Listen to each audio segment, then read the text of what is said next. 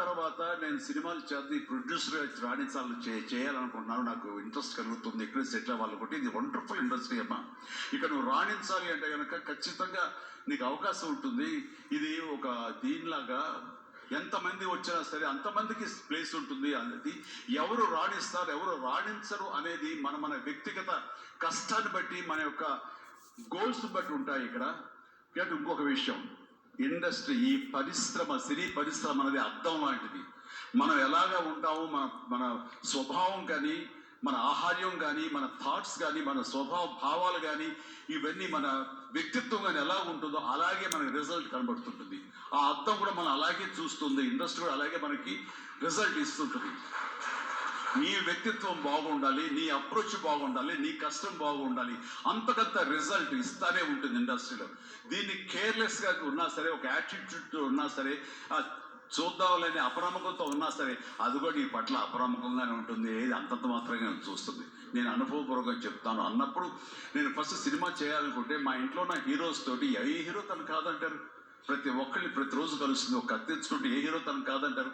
కానీ నేను వాళ్ళతో చేయండి డాడీ, నేను ఫస్ట్ ఆఫ్ ఆల్ ఎక్స్పీరియన్స్ సంపాదించాలి, గ్రౌండ్ రియాలిటీ తెలుసుకోవాలి అంటూ తను వెబ్ సిరీస్ మొదలుపెట్టింది. వెబ్ సిరీస్ మొదలుపెట్టింది. అమ్మా ఇదే లాభం ఉంటుందంటే లాభం ఉంటుంది అంటే ఏదో లక్షలు మిగులుతుంది లేదని ఒకసారి అది కూడా ఇదైపోతాయి. కానీ నాకు ఎక్స్పీరియన్స్ గెయిన్ చేస్తాను. ఎక్కడెక్కడ ఎన్ని డిపార్ట్మెంట్లు ఉంటాయంటూ ప్రతి డిపార్ట్మెంట్ని చవి చూస్తూ దానిలో ఒక ఎక్స్పీరియన్స్ గెయిన్ చేస్తూ, అలాగే తన ఫిలిమ్స్ తీసింది, చిన్న ఫిలిమ్స్ చిన్న హీరోలతో చేసినప్పుడు తను ఒక కాన్ఫిడెన్స్ గెయిన్ చేసుకుంది. అంతేగాని మాకు రెడీమేడ్ కేక్ వాక్ ఇక్కడ సినిమా తీయటం ఉంది, మా అండదండలో నాన్నగారు వాళ్ళందరూ ఉన్నారు కాబట్టి అది అనుకోలేదు.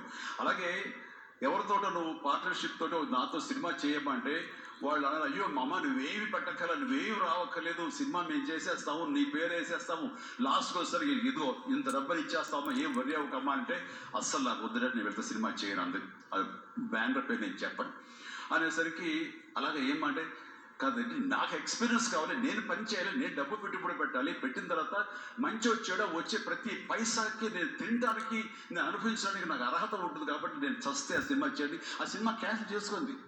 సో వదిలేశాను నేను.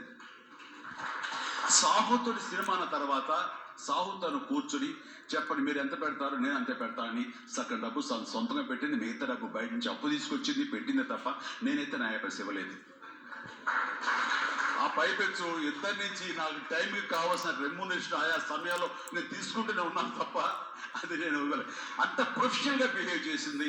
ఈ రోజున ఈ రిజల్ట్లో సాహు ఎంతగా అనుభవిస్తున్నాడో ఒక నా సినిమాని గర్వంతో ఎస్ నేను డబ్బులు పెట్టుబడి పెట్టి డబ్బు సంపాదించుకుంటున్నాను అదే గర్వంతో తను కూడా ఉంది. కాబట్టి ఈ రోజున ఒక డాక్టర్గా సుష్మిత చూస్తే నేను గర్వపడుతున్నాను, అప్రిషియేట్ చేస్తున్నాను, మనస్ఫూర్తిగా ఒక బిడ్డగా నేను గర్వపడుతున్నాను.